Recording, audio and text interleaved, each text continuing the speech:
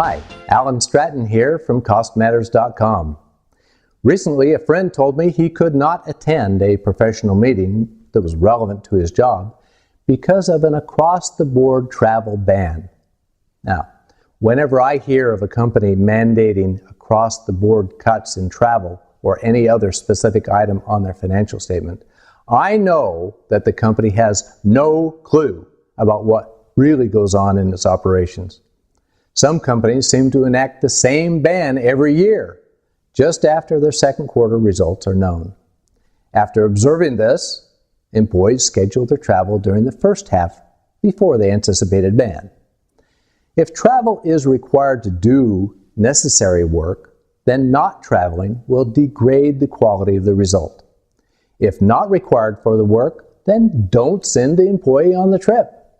If the work is not necessary, then not doing it will save the travel expense as well as payroll expense and a host of other expense items. Because typically the cost to perform an activity come from a wide variety of financial accounts, not just travel expense. So the key to effective cost management is to focus on the activities needed to accomplish the results desired and not on individual expense accounts. Of course, judgments and trade-offs are required. However, these decisions are best made with a focus on the work or the activity. Only at this level can appropriate decisions be made weighing the resources necessary to do the work well versus the cost to do the work.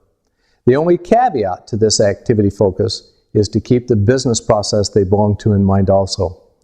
Keeping the process in mind will avoid optimizing one activity to the detriment of subsequent dependent activities.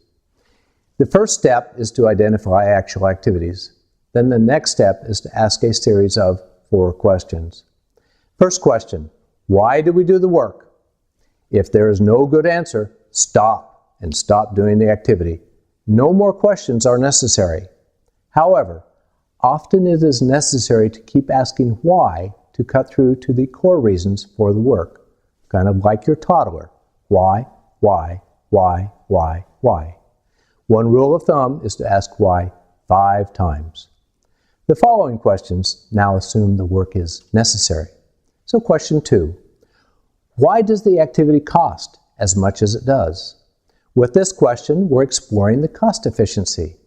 Typically, we want to drive the cost per output lower, assuming that all other factors are equal.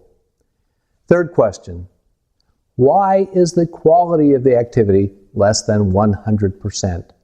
A low cost is not relevant if the quality of the output is not acceptable. Sometimes more should be spent to obtain the necessary quality. Fourth question, why is the cycle time of the activity what it is?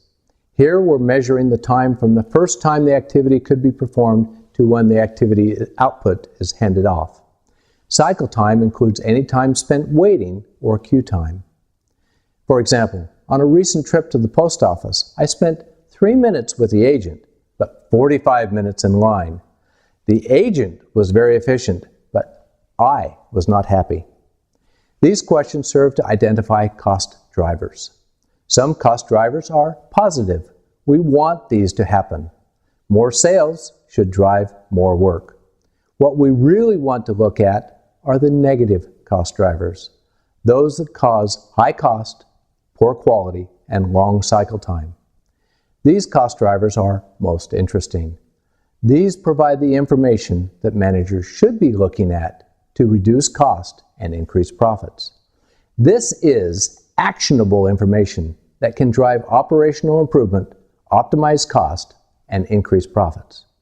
Now, rather than arbitrarily cutting travel expenses, management can cut out unnecessary activities or optimize cost to perform necessary activities or optimize quality or optimize cycle time or all of the above. While this analysis and all of this analysis is at the activity level while keeping a view of what is happening at the process level. However, analysis only adds value when management makes appropriate decisions that lead to results. What are your experiences finding hidden money? Please share below this post at costmatters.com. When cost matters, profits soar. This is Alan Stratton from costmatters.com. Thank you.